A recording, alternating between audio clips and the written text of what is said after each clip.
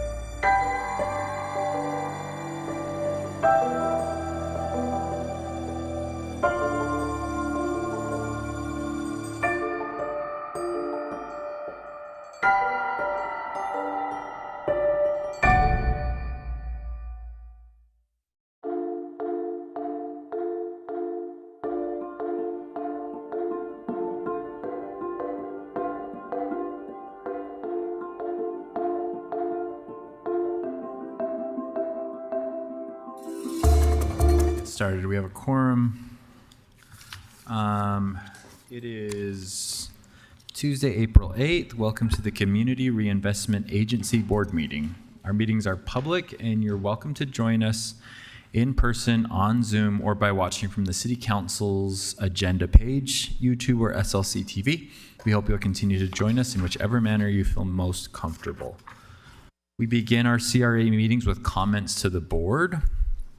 In addition to our in-person comments, you can send written comments to the CRA via mail to P.O. Box 145476, Salt Lake City, Utah 84114-5476, or emailing us at council.comments@slcgov.com, or you can call our 24-hour phone line at 801-535-7654. Thank you for joining us. Before I start, I'll remind everyone about our rules of decorum, which are in place to make sure our meetings move along well and everyone feels comfortable sharing their comments. A copy of the full rules are available.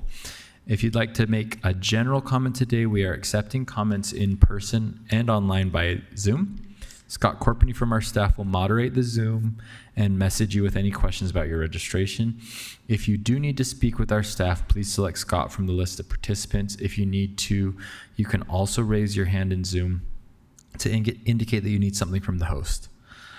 Staff is handling many tasks, so limit those messages to technical issues and minimal information updates.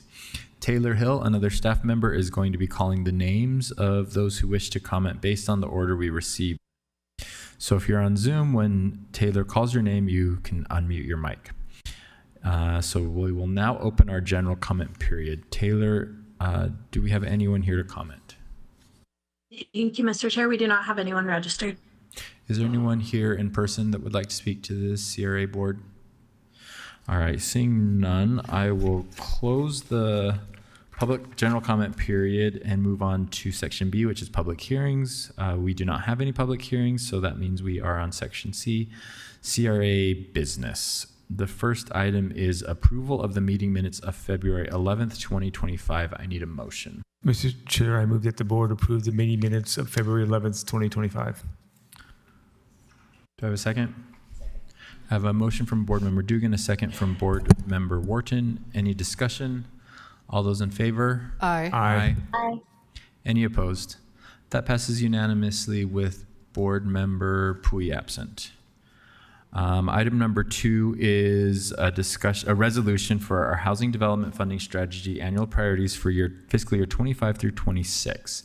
Allison Rowland from Council Policy staff is here to introduce that, and we have Tracy Tran, Brone Sebright, and Eric, I forgot your last name, Holmes here from the CRA. Thank you, Mr. Chair. I'll just give a brief introduction to sort of remind you where you are in this process. Today, you have the opportunity to take action on this resolution. It's a follow-up to the CRA fiscal year 2025 housing development funding strategy, which you consider every year and modify as you see fit.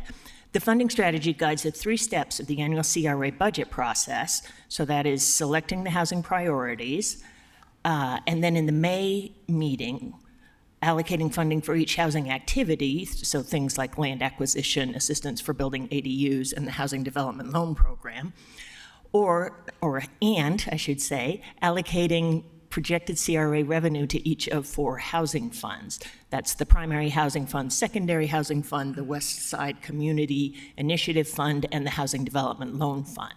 So those 2 steps, the allocating funding for each housing activity and allocating projected CRA revenue to each of the housing funds, will be done in your next meeting. But today, it is all about selecting the annual housing priorities. You saw a few weeks ago that CRA staff proposed maintaining all 5 of the housing priorities adopted by the board last year. These categories, or excuse me, these priorities are divided into 2 categories. One are the threshold priorities, which are deeply affordable housing and family housing with amenities for children. The other priorities, the non-threshold but still important priorities, are wealth building opportunities, expanding opportunities, neighborhood services, and commercial space. So those are the kinds of activities or features, characteristics of applications which give them points and determine the level of recommendation or the order of the recommendations among different priorities. So, as always, the proposals are subject to board approval as part of the CRA's annual budget process. So, there are policy questions in the staff report, and with that, I would turn it over to Tracy and Brown and Eric.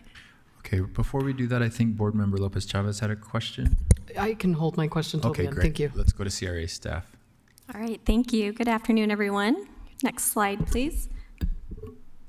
So as Ellison mentioned, last month we presented to the board the CRA's annual housing development strategy for the upcoming fiscal year 26. And that included an overview of our housing priorities and activities for our current fiscal year, an overview of our housing goals and housing data, and the proposed priorities and activities for the upcoming year. So we are back today to seek board approval for the proposed annual housing priorities for this upcoming fiscal year. Next slide. And at the last meeting, there seemed to be consensus from the board to maintain the same 5 priorities from the previous year. And as Allison mentioned, these include a deeply affordable housing, which targets units for those earning 30% AMI and below, family housing with amenities for children, which focuses on 3 or more bedrooms with amenities for children, wealth building opportunity, which facilitates low to moderate households earning up to 120% AMI to build wealth through different pathways such as homeownership, stipends for rents, other shared equity models. And there's expanding opportunity, which provides housing within areas that have access to resources that may improve a person's chances for economic mobility. And lastly, neighborhood services and commercial spaces, which will promote services and commercial spaces within housing developments. And at this time, I'll turn it over to Brown to just go over some data questions from last time. Next slide, please. So at last month's meeting, in our last memo, you saw some data that provided kind of a high-level overview of what trends we are seeing in Salt Lake housing. And that included that our homeownership is growing at a slower rate than rentals, that we have about 9,000 extremely low-income individuals in the city, that our percentage of family households is decreasing, that household incomes are generally rising, and then for commercial, the number of commercial parcels has generally been decreasing, and commercial growth rate is also slowing. Next slide, please.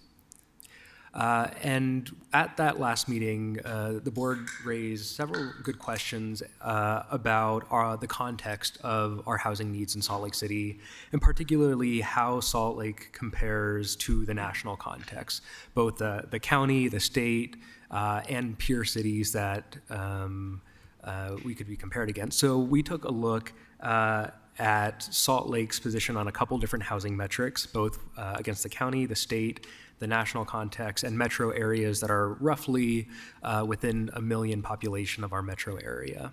Next slide, please.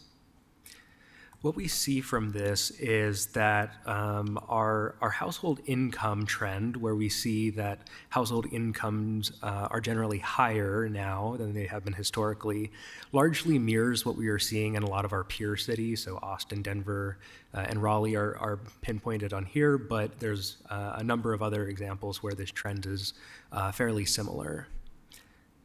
Next slide, please. This slide shows our median income relative to our peer cities, the county, the state, and nationally. What we see generally is that we're roughly in the middle of the selected data set. Our median income is about $74,000, which is less than the national, state, and county median incomes. Next slide, please. Similarly, we are somewhat on the lower side for median gross rent, so below the county, below the state, and pretty close to the national average. Next slide, please. The one trend where we see quite a bit of a difference is our median home price, where we are on the higher end of this data set, whereas the national median home value is closer to $300,000, and in Utah as a whole is about $455,000. In Salt Lake County, about $485,000. Ours is higher at $496,000. So from this, we can kind of say that our median household income and rental costs are fairly similar to what we see in other peer cities and even but home value remains high in our community. Next slide.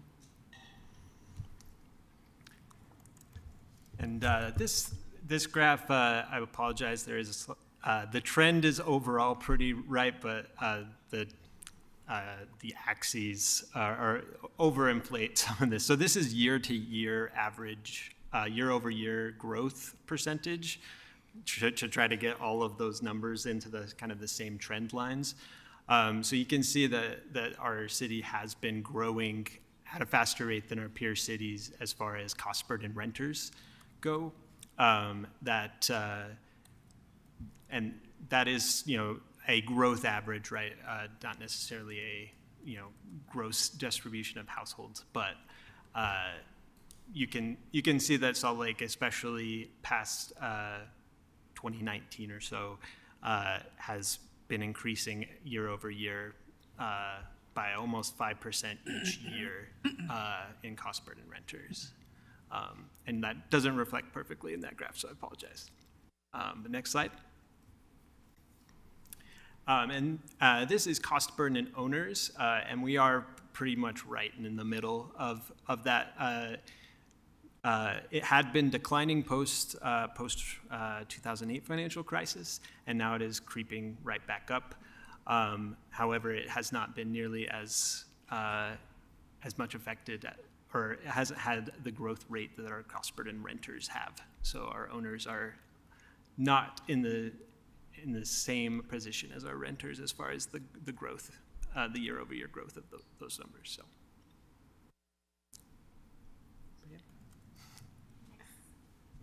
All right, next slide.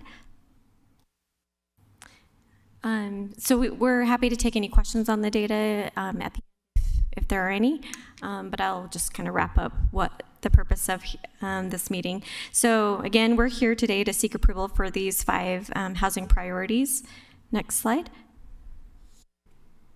And so to facilitate these housing activities, staff is proposing these 3 activities that we went over at the last meeting that could be potentially funded this year, and these included the Wealth Building NOFA, Housing Development Loan Program, and Land Acquisition and Disposition.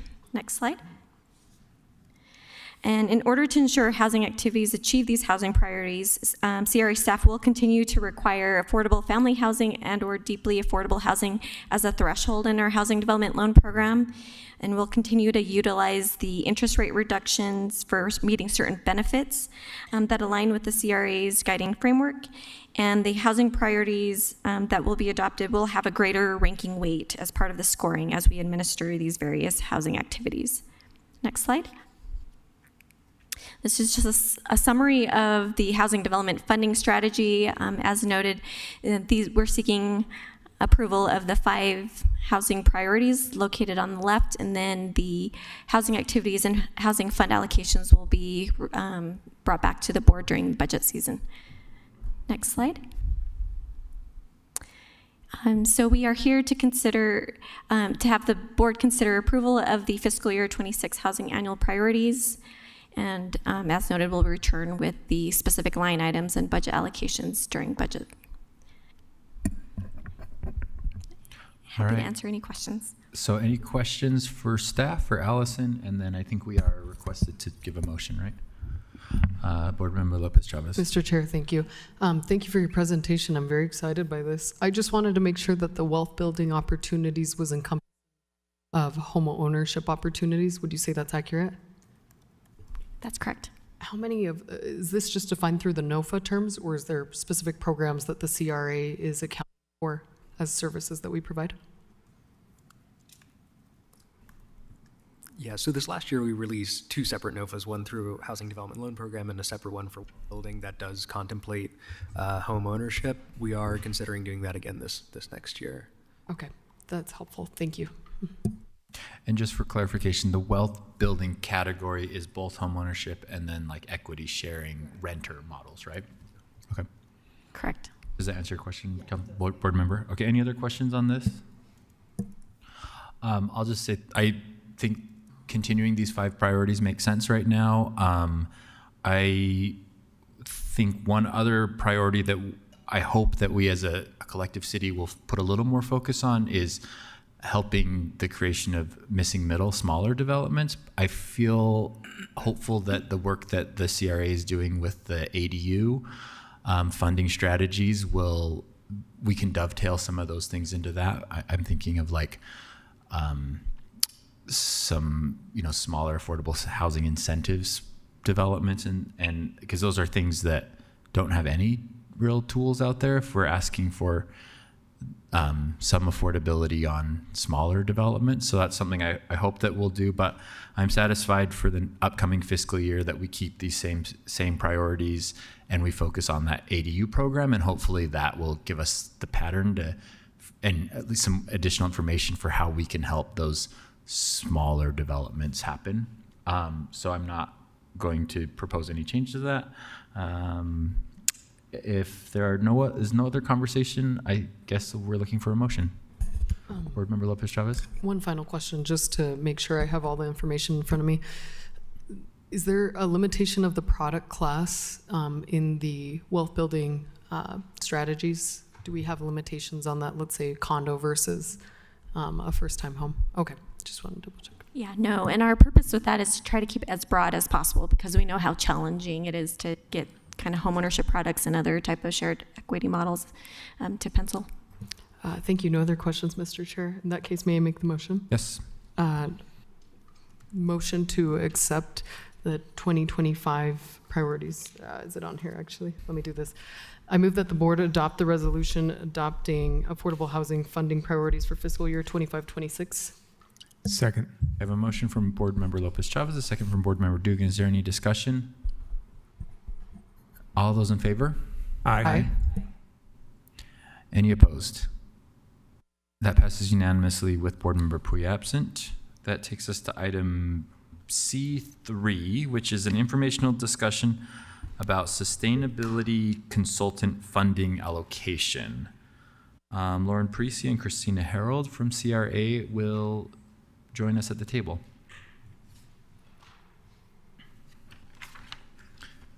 I don't think we have a council staff introduction, so just go ahead.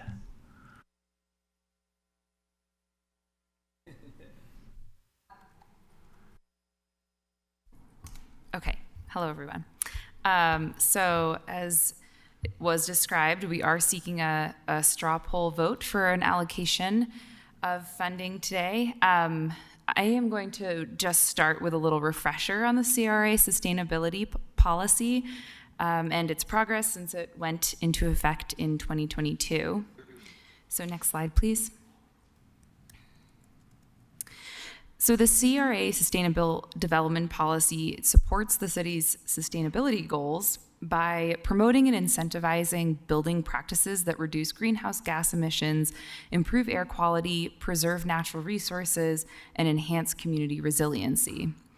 The CRA policy requires projects to be efficiently designed, to track and report their energy usage, and if projects are awarded more than $900,000, they are required to be all electric. The policy also encourages on-site and off-site net zero development, which means that buildings are sourcing as much of their as much renewable energy as possible for their energy needs. Next slide, please. Since the policy took effect, almost all of the CRA-funded projects have been able to meet these requirements. However, we have found that projects are not fully taking advantage of the incentives that the policy offers. So for example, a project receiving a CRA loan can be approved for an interest rate reduction for being net zero, but no projects have opted for this incentive, and mostly because the incentive is not quite right-sized to meet the financial implications of being net zero. And it is also proven difficult, we found, for some smaller urban infill projects to accommodate on-site solar due to the physical site constraints. So we are aware that there are alternative pathways to sustainable development that are not currently integrated into the policy. For example, there's whole building life cycle assessments, material selections, embodied carbon, and there are many alternative energy rating systems that can all reduce the building's environmental impact, but they're not included currently in, as possible compliance options in the sustainability policy. And so because of this, we would like to engage a consultant to help research with stakeholder engagement and cost-benefit analyses of incentives and compliance methods, with the hope that it will make the CRA sustainable development policy and the incentives stronger tools in encouraging sustainable development in our market. Next slide, please. When the policy was rolled out in 2022, there was funding set aside for either technical assistance or additional research that might be needed to refine the policy. And so today we are requesting a straw poll vote to approve $100,000 for this allocation for the consultant activities that I've described. And that is the conclusion of my presentation. Any questions we will be happy to discuss. Board members, are there any questions to this? Dugan? Yeah, I'm just going back to that. I guess just bluntly, what are we getting for the 100,000? I'm sorry? What are we getting for the 100,000? Is it just one person over a 6-month, 9-month year period for this requesting up to 100,000 for policy research and updates? Mm-hmm. Is that a consultant for a year, 6 months, or how does that work? Yeah. I would assume we would have them on contract for about a year to do this work. We haven't defined the scope quite yet or engaged with a consultant to understand the exact cost. I think $100,000 is more than enough, but we're just asking for that allocation just in case. But we don't have the specific costs yet, but it is for that research, and then we also we'll ask them to help with stakeholder engagement or really developer roundtables to review the updates. So it's really, and part of that is also just kind of like expand our energy efficiency or renewable mixture on, or I guess net renewable for our program in general, because it sounds like you're saying it's stalling, it's not getting as far as we want it to go. Yeah, as Christina describes, we have those on-site net zero, which is really installing solar, or off-site participating in renewable energy credit programs, and we don't see a lot of projects taking advantage of that. So we'd like to really explore that, make sure that our incentives are right-sized for the cost of investing in those things. So that's part of it, but then also exploring, as you're kind of describing, like additional pathways in terms of looking at the materials that projects are using and looking at life cycle cost analyses and things of that nature. So kind of opening it up with these different pathways. Okay, so the material side of the house would be looked at, which is kind of a nice way to go, because that, people talk about concrete, right? It's got a really bad carbon footprint example. Just because of we're pouring concrete. But the timber buildings and other things would be another avenue to have that carbon offset. Mm-hmm. Exactly. Our hope is the consultant would be able to help us understand kind of the overall picture of how we're moving closer towards sustainable goals beyond what is currently scoped out in the policy as it exists. Okay. All right, but right now, all of these things we're talking about are for projects that are already requesting funding through the CRA, right? Yes. Not so these would be affordable projects that are coming through our NOFA, and we're asking for these sustainability guidelines.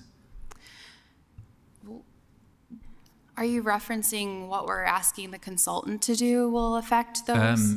I think yes. So okay, let me explain where my brain is going. If we're spending this much money for a consultant, I would like them to look at maybe it's not just that we're saying if a project is coming into the CRA and asking for funding, these are the sustainability requirements we want, but maybe we could open up a fund for any project, even if it's market rate, to add additional sustainability things where we can help with low interest loans just for the solar panels, or the reduction of on-site emissions, because that would help our air quality and our environment regardless of if the project is affordable or market rate. And so maybe there's the dollars that we're using to try and create sustainability are outside of the dollars we're using for affordability, which I understand tax increment has some restrictions to certain amounts of it can only be used for affordability and whatnot. But I guess my thought would be, if we're putting this much effort into a consultant, I would like them to think outside of the box of like, what's the biggest impact we can have on sustainability. I think Board Member Lopez Chavez had a comment. You asked a similar version of the question I was going to ask, but I just wanted to better understand. I do think $100,000. I'd like to understand if it's meant to influence how us as commissioners kind of use the NOFA, or as staff, how they use and leverage the NOFA as well. But I love your idea. I think just to add on, I think opening up this study, or what could come out of this consultative study, is information for both market rate and affordability, or affordable housing. I think that's interesting. But thanks. I guess what I'll add on to, I think your third slide about some of these policies were easy for projects to accomplish and others no project have accepted. That's not surprising to me. And I think that would justify the need for a consultant, because we can put in certain policies that say we want projects to do X and Y. X might be 3% of their construction budget and Y might be 20% of their construction budget, and we're giving the same 0.5 point interest rate reduction for both. No one's going to do the second one. Everyone's going to do the first one. So I assume that's part of this, right? That the consultant will help us understand which incentives are easier and harder to get, and make sure we're right sizing the benefit for that. Am I understanding that right? That's exactly right. That's what we're seeing. Yes. Yes, I think that's important. It makes sense that that's not something staff could do on their own, that we'd need a consultant to help us with that. I would not expect our CRA staff to be able to figure that out. Not that you're not brilliant, you're all brilliant, but that's very complex. My only concern is that it is going to change based on technology upgrades and construction costs. So the information we get out of this study might only be accurate for a few years, and maybe that's okay. But if there's any way as we're selecting the consultant and working with them, to think through what models they can give us that could be updated to construction cost data, that might be helpful, rather than saying this incentive equals this % reduction, giving us like a model that we can play with this, because construction data comes out every year. So if we can update that into a system where it says, well, this is now less expensive, so you don't have to give as much of a rate reduction, that would be helpful. I don't know exactly how that works, but I'm sure that working with a consultant, we could figure out something like that. Yeah, that's helpful feedback. Thanks. Board members, any other questions? I think we're just looking for a straw poll. Yeah, I would go for a straw poll that we allocate $100,000 for policy research and updates as per this discussion. All right, everyone understand the straw poll? Okay, indicate where you are. That's 6 yes with 1 absent. Absent being Board Member Pui. Thank you. A report and announcements from the Executive Director. Rachel, any announcements? Chair and Vice Chair, Vice Chair. I don't have any. CRA staff. Danny Waltz will come, and I have on my thing that Eric's coming back. Great. You can never get enough Eric Holmes in your life. Eric's like all the new exciting things coming out of the CRA with Eric involved, it seems like. Thank you, Mr. Chair. Members of the board, just a few quick updates. If we could get that presentation pulled up, please.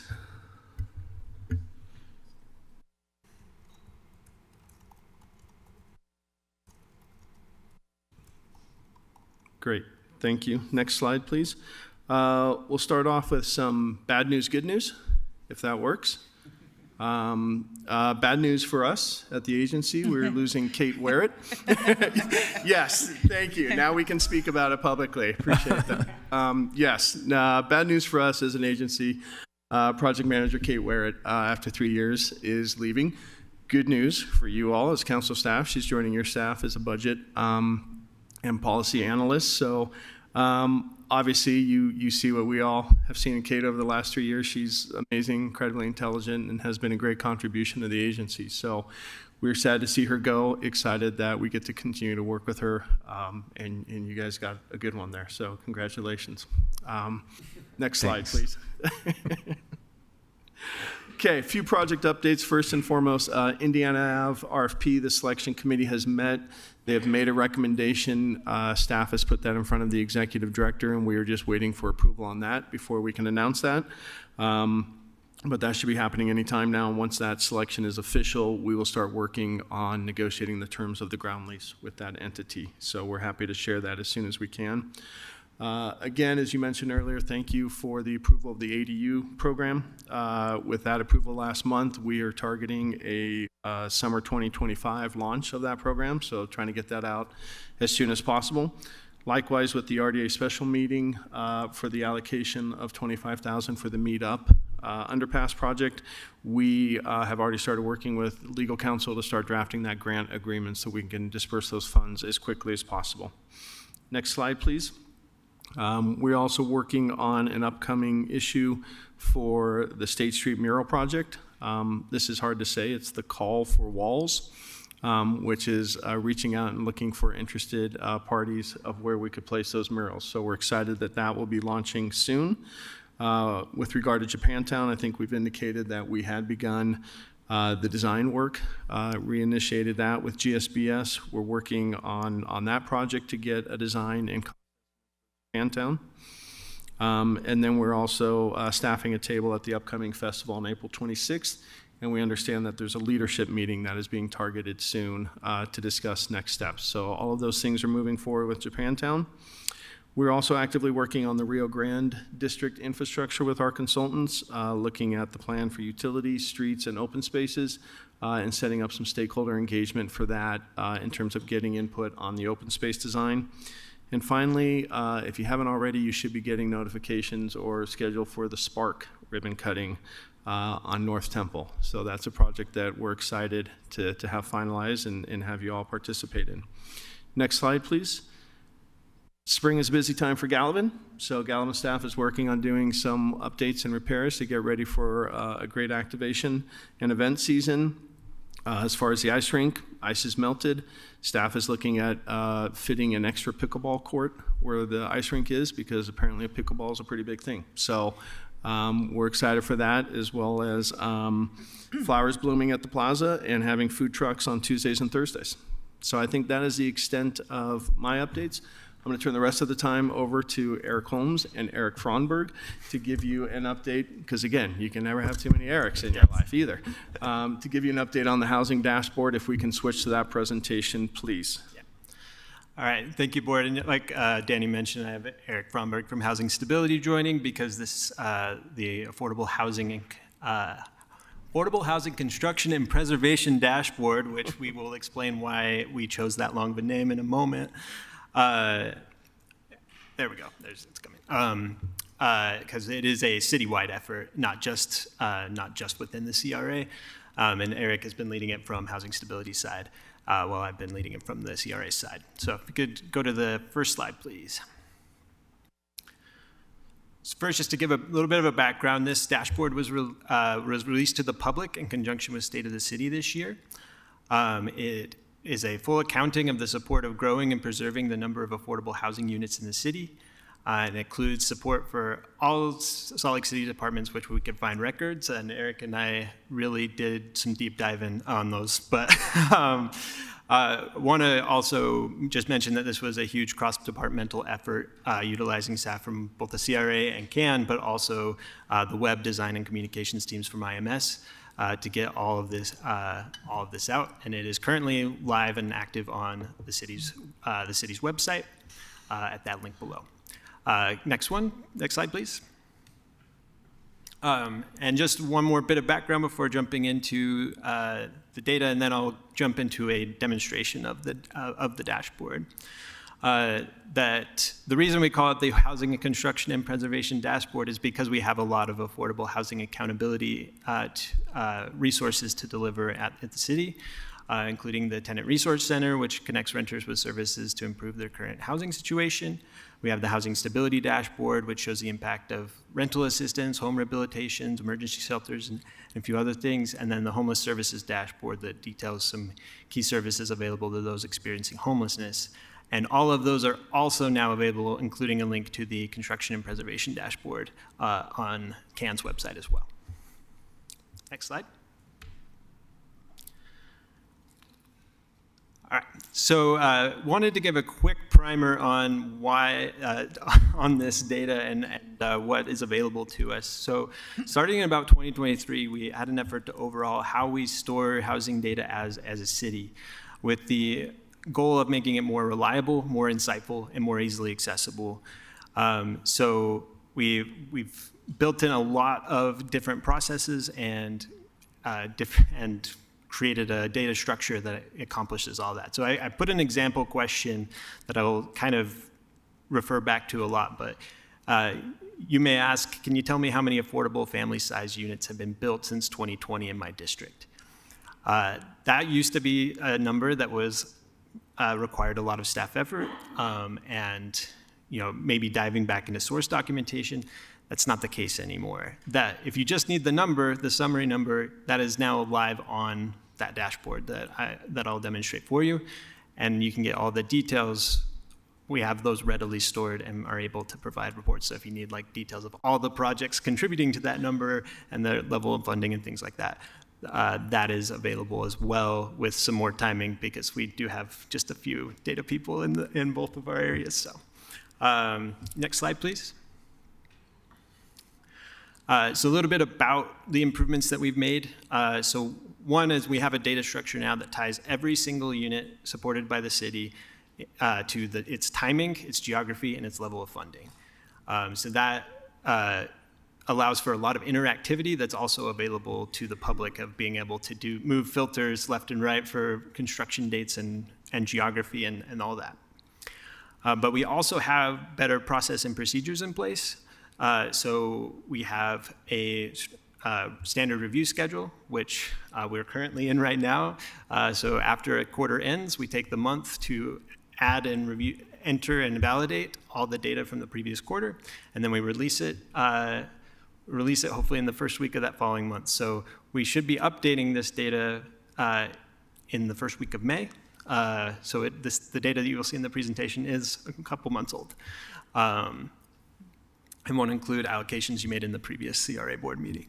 And then we also have reporting that we have internal reports that go more into detail. We have that public reporting I mentioned, and as well as we can do some ad hoc analysis much more easily. And I have an example on the next slide of an ad hoc analysis, just to show you. Before we get to that example, can we get to Board Member Lopez Chavez's question? Sorry to interrupt. I was so excited by this. That's why. I didn't hear you mention any pipeline activity. Is that in your data set at all in terms of forecasting affordable housing growth? So this is strictly what we supported. So it does include projects that are not currently under construction or even have a permit. So if they have received city support, we add them, and then we do try to keep track of other projects throughout the city that haven't received city support yet, but we don't release those to the public. So this dashboard is only if there are city dollars involved, not Correct. with. Okay. Yeah. but we have tried to collect all of as much of the data as we can, Eric. Because I think from like a holistic point of view of how much housing is being created, I'm making your job way more difficult, and it's probably impossible, and that's an acceptable response. But it seems to me like the best information would be any affordable projects, whether city dollars were involved or whether it was a development agreement that they asked for a rezone and we said, yes, but give us 10% affordability, but no city dollars went into that. And also if it's a LIHTC funded project or an Oline Walker funded project that the city did not get involved in, but it's still creating housing. And really, since housing is regional, it seems like the data should be regionalized, but I don't think that you have access to all of that. So I realize that's like a huge lift, but anyway, just a thought. So I can speak to at least the city incentives that don't have a dollar amount attached to it. We have tried to future-proof this as much as possible as those affordable housing incentives through zoning go online. So we will be able to capture that anytime there's an agreement that says, you know, we gave you this zoning upzone, there's 5 units that have to be restricted for the next 10 years. That'll be in this dashboard. For things outside of the city, we're having conversations with the county and the state about tracking that maybe in a separate dashboard, but that's going to be a longer project and it's a little bit out of our control, but we are working on that. I recognize and that. We have tried to capture as many of the non-city funded projects from the past as possible, but we don't have the same level of detail on those projects as we do for city funded ones, and so that's why we made the decision not to include them in the public dashboard. Board Member Lopez Chavez. I just want to concur with you, Mr. Chair. I think it's really important that we consider this. I just want to highlight again that this group of commissioners has had multiple discussions now where we bring up the need to have a policy that helps us understand the overlay or the impact as we start to grow affordability and affordable housing.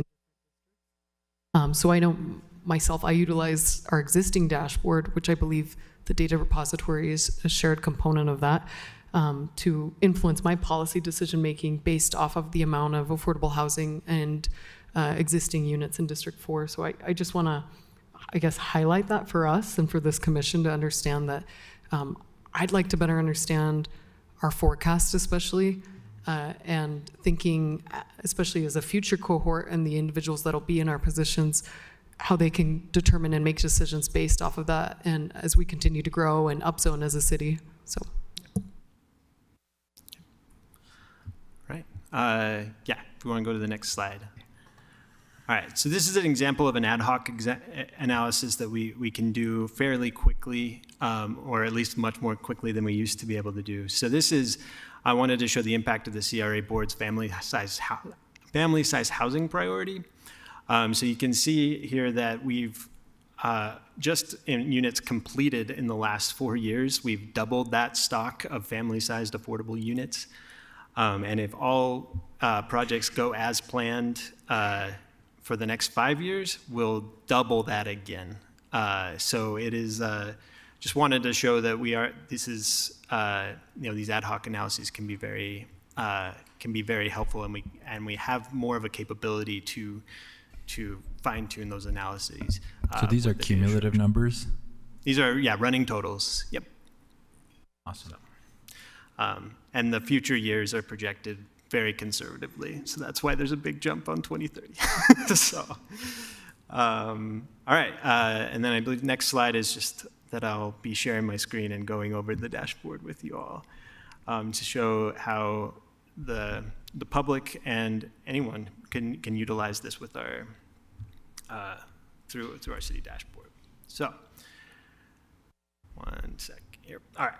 So this is just want to quickly overview a landing page, which gives the public a little bit of an introduction, as well as below any terms that we all, when we're talking about housing, are probably familiar with, but the average person from the public might not be. So, just wanted to note that before jumping in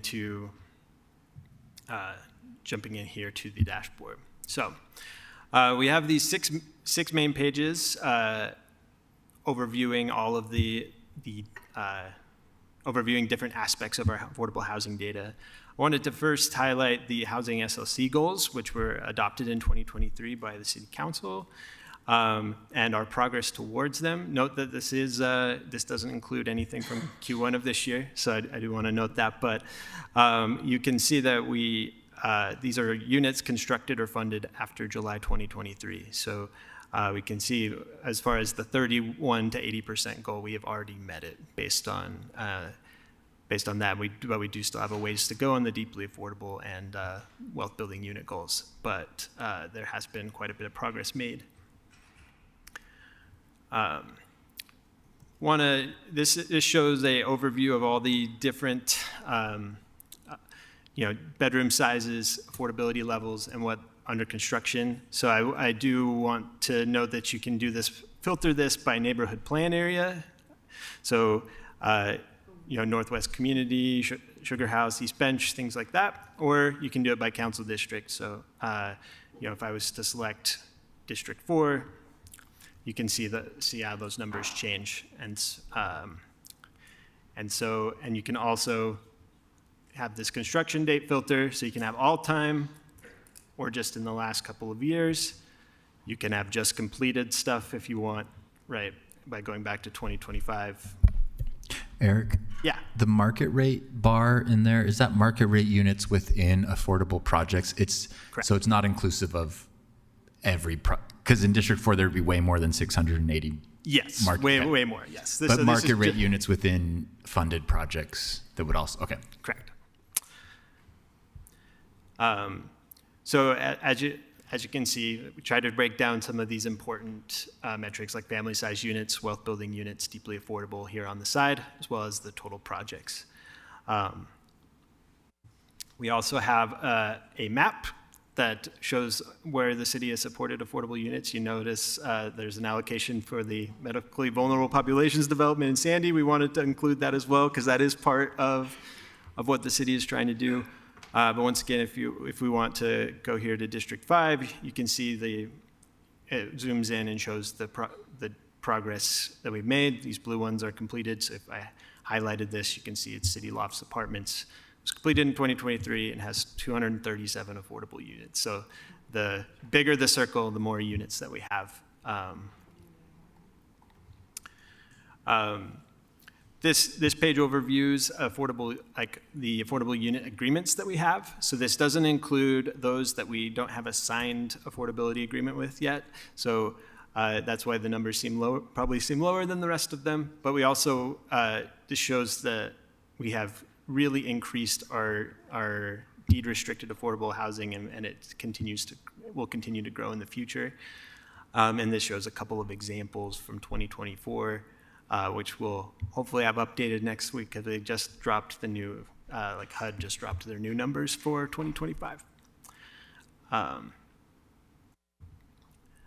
then city funding as well. You can see, wanted to be able to show the public how much we fund through loans and fee waivers versus grants and land sales or discounts, and how that funding has changed over time. One improvement that we're looking at making is to denote the source of those funds as well on this. So probably summarized into CRA funds, city funds, and federal funds distributed by the city.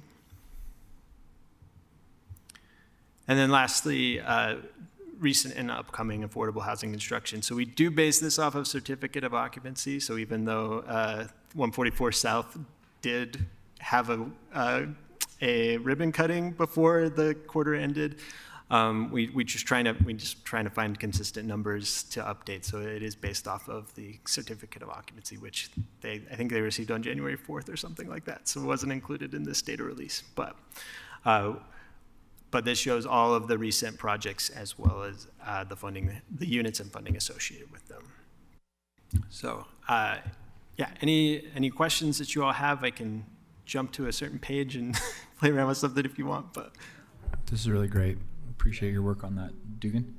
I just want to say this is awesome. I think you keep refining this. We bring this out, and this again, I want to reiterate. This is stuff, apartments and buildings and affordable housing that the city participated in. Mm-hmm. This isn't a private developers on their market rate or private developers on anything else that didn't take any city money. This is our money, which is I think important story to tell. It's not all. It's just Salt Lake City, and those are some big numbers, and those great numbers. And I really, truly appreciate that, because legislators and everybody else is always asking, so what are you doing? Oh yeah, we got this many units, but we're just kind of like, we got 4,000, we got 5,000. We don't really have specifics, and this is like, oh, and here's where they all are. Yeah, so I appreciate that. And it's also just interesting because, if you look at my district, there's probably zero. And, there's reasons for that, but it's zero compared to everywhere else. But I appreciate all the work you got going here. Thank you very much. I will say that we are not likely to have any other affordable developments not on this list, because they would be leaving money on the table for permits and impact fee waivers, which is unlikely. So, Say that again? With the housing stabilities, like there's permit fee and impact fee waivers for affordable This housing. includes that.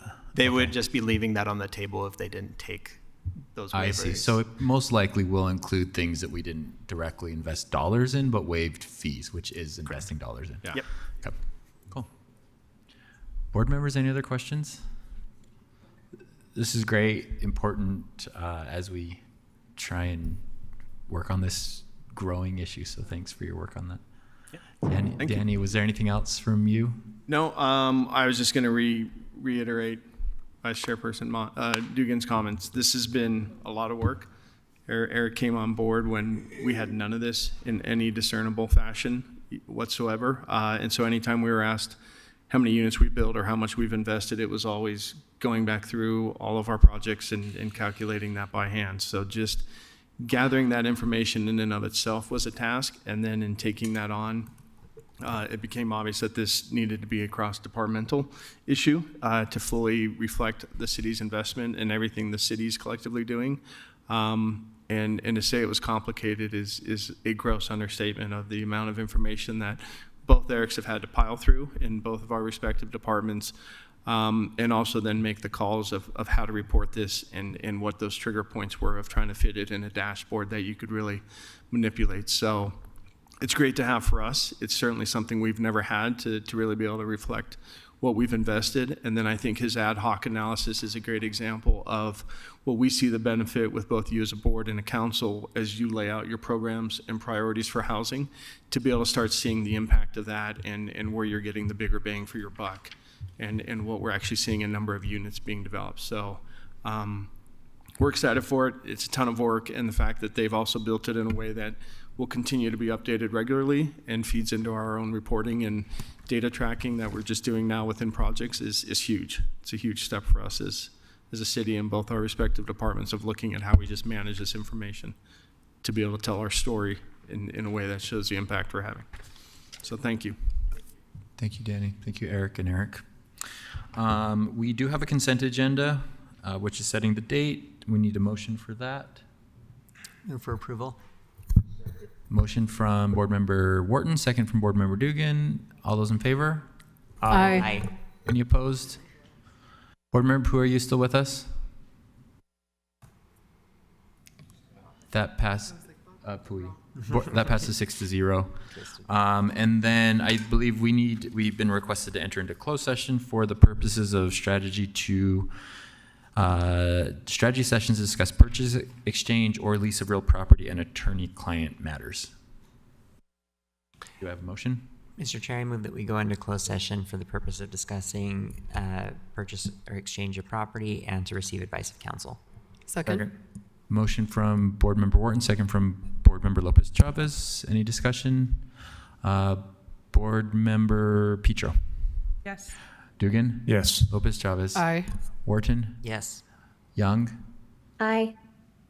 Is Pui with us? I'm an aye. That passes 6-0. Alejandro? We'll count him as absent. So we're now in closed session, after which we will be adjourned from the CRA meeting and we'll be moving to our city council work session. So unless you've been requested to stay for the closed session, please wait out in the hall and we will be back in a moment.